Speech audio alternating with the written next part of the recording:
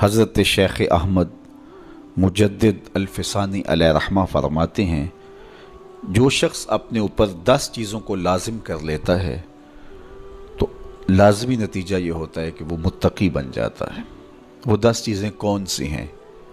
ماہ صیام کے ان حسین لمحوں میں ہمیں وہ 10 اوصاف اپنے اندر پیدا کرنے چاہیے تاکہ ہم متقی بن جائیں، اور متقی اللہ کے محبوب بندے ہیں۔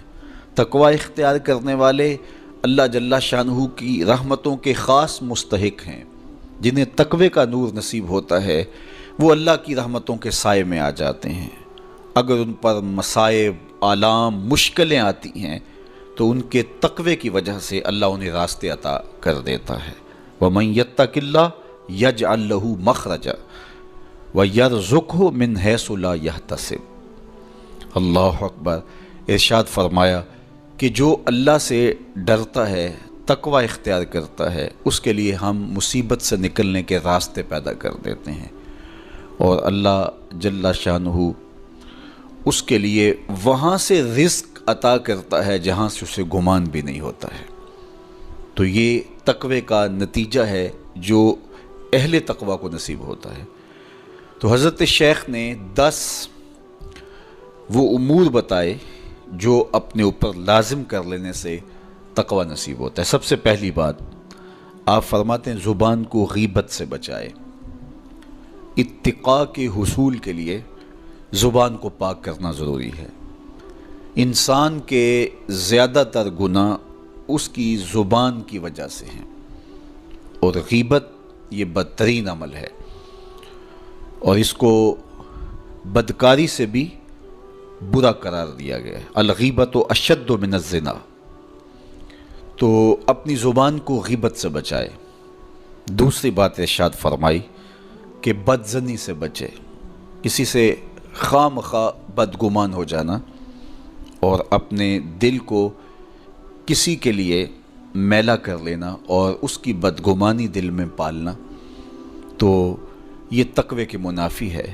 تو کسی کی بدگمانی سے، بدظنی سے اپنے دل کو بچائے، زبان کو غیبت سے بچائے، دل کو بدگمانی سے بچائے، اور مسخرہ پن سے بچے۔ بات بات پہ ٹھٹھے مار کے ہنسنا اور اس طرح کی زندگی بسر کرنا۔ اور آج کل تو جب بھی دوست احباب اکٹھے بیٹھتے ہیں تو سنجیدہ اور متین باتیں کم ہوتی ہیں، زیادہ وقت لطیفوں میں ہی کٹ جاتا ہے۔ انسان کو خوش مزاج ہونا چاہیے، اس کی طبع میں شگفتگی ہونی چاہیے، لیکن شگفتگی، خوش مزاجی اور مسخرہ پن میں فرق ہے، اس کو سمجھنا چاہیے۔ سنجیدہ اور متین زندگی یہ مومن کی زینت ہے، انسانیت کا حسن ہے۔ اس لیے تقوی کے حصول میں مانع ہے مسخرہ پن۔ اگر کوئی شخص متقی بننا چاہتا ہے تو اس کو سنجیدہ اور متین بننا ہوگا۔ طبیعت کی خوش مزاجی یہ معنی نہیں ہے، لیکن مسخرہ پن اور چیز ہے، اس سے روک دیا گیا۔ چوتھی چیز حضرت شیخ احمد فرماتے ہیں کہ اپنی آنکھ کو حرام سے بچائے۔ اپنی آنکھ کی حفاظت کرنے سے تقوی حاصل ہوتا ہے۔ جب آنکھ خراب ہوتی ہے تو دل خراب ہوتا ہے، جب دل خراب ہوتا ہے تو پھر پورا بدن خراب ہو جاتا ہے۔ اس لیے وہ دروازہ جو کھلا ہے اور اس سے بدی شر اندر اتر رہی ہے، اور پھر اس سے آپ کا سارا نظم ہستی برباد ہو رہا ہے، تو اس دروازے کو بند کریں۔ تو اپنی آنکھ کو حرام سے بند کریں۔ پانچویں چیز ارشاد فرمائی، ہمیشہ سچ بولے۔ جھوٹا شخص کبھی متقی نہیں ہو سکتا۔ اتقاء کے حصول کے لیے اپنے آپ کو سچ کا خوگر بنانا ہوگا۔ سچ کے بغیر کبھی نہ بولیں۔ جھوٹ بولنے والے کی زبان سے شر پھیلتا ہے، اور جب کوئی شخص جھوٹ بولتا ہے تو حدیث پاک میں آتا ہے اس سے بدبو نکلتی ہے، جس کو عام لوگ تو نہیں سونگھ پاتے، لیکن اللہ کے فرشتے 1 میل دور پیچھے ہٹ جاتے ہیں۔ تو مومن سچا ہوتا ہے، مومن جھوٹا نہیں ہوتا، اور تقوی کے اصول کے لیے سچ شرط ہے۔ چھٹی چیز ارشاد فرمائی، ہر حال میں اللہ کا احسان مانے۔ جب کوئی بھی انسان پر بہتری آئے تو اس وقت یہ کہے کہ یہ میرے رب کا احسان ہے کہ مجھے یہ حاصل ہوا ہے۔ بہت سارے لوگ اپنی محنت کا نتیجہ قرار دیتے ہیں کہ یہ میں نے کیا تو اس کے نتیجے میں یہ ملا۔ بسا اوقات آپ کتنا سیدھا کام کر رہے ہوتے ہیں، کتنی محنت کر رہے ہوتے ہیں، لیکن نتیجہ اس کے برعکس آ رہا ہوتا ہے۔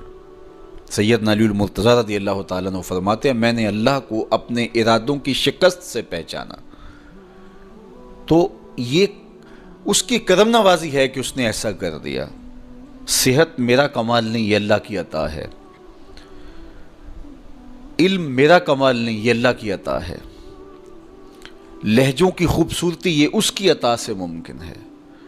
اس نے آنکھوں میں روشنائی رکھی، اس نے توفیق عمل نصیب فرما دی، اس نے اچھائی کی راہوں پہ گامزن کیا۔ ماہ صیام میں روزہ رکھنے کی توفیق ہوئی، صلاۃ التراویح میں حاضری کا موقع میسر آیا، دیگر صالح اعمال تلاوت کلام مجید نصیب ہوئے، تو مت سمجھے کہ یہ کوئی میرا کمال ہے۔ اللہ کا احسان مانے گا تو غرور پیدا نہیں ہوگا، تکبر پیدا نہیں ہوگا۔ تو ہر حال میں اللہ کا احسان مانے، جو بھی خیر اس کو ملے وہ کہے یہ میرے رب کی طرف سے ہے، اور اگر اس کا کرم نہ ہوتا تو یہ عمل مجھے نصیب نہ ہوتا۔ اور کتنے عمل ہیں کہ نصیب ہونے کے بعد عجب سے، تکبر سے، ریاکاری سے برباد ہو جاتے ہیں۔ کیتی کتری پئی کھو محمد تے سکہ بنیا زردہ، کتنے عمل ہیں کہ برباد ہو جاتے ہیں، تکبر آ گیا، عجب آ گیا، ریاکاری آ گئی، تو یہ اس کی طرف سے ہی ہے۔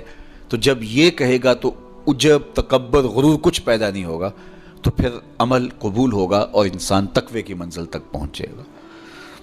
ساتویں چیز، اپنا مال راہ حق میں خرچ کرے، ناحق راستے پر ایک درہم بھی خرچ نہ کرے۔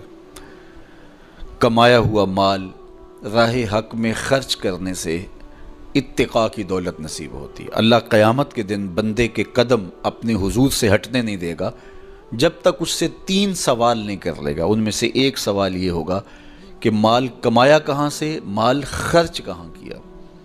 جس طرح مال حلال کمانا ضروری ہے، مال کو جائز جگہوں پہ خرچ کرنا بھی ضروری ہے، حق کے راستے پہ خرچ کرنا بھی ضروری ہے۔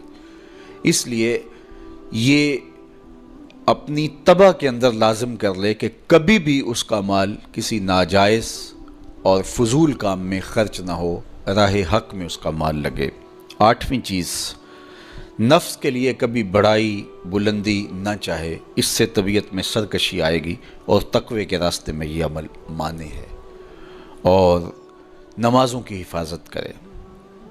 نمازوں کی اگر حفاظت نہیں کرتا تو باقی سارے عمل اس کے پاس ہیں، تو وہ متقی کیسے بن سکتا ہے؟ چونکہ یہ تو اسلام کا بنیادی فریضہ ہے جو اہل ایمان پر لازم کیا گیا ہے، جو کسی صورت کے اندر بھی، حتیٰ کہ حالت بیماری کے اندر بھی معافی جس کی نہیں ہے، سفر کے اندر بھی نماز کی معافی نہیں، مختصر کر دی گئی، قصر کر دی گئی، لیکن معافی نہیں دی گئی، حالت جنگ کے اندر بھی اس کی معافی نہیں ہے۔ تو نمازوں کی محافظت کرے۔ اور 10ویں چیز، حضرت شیخ فرماتے ہیں عقیدوں کی صحت کا خیال رکھے، اپنے عقیدے، اپنے نظریات خوبصورت رکھے۔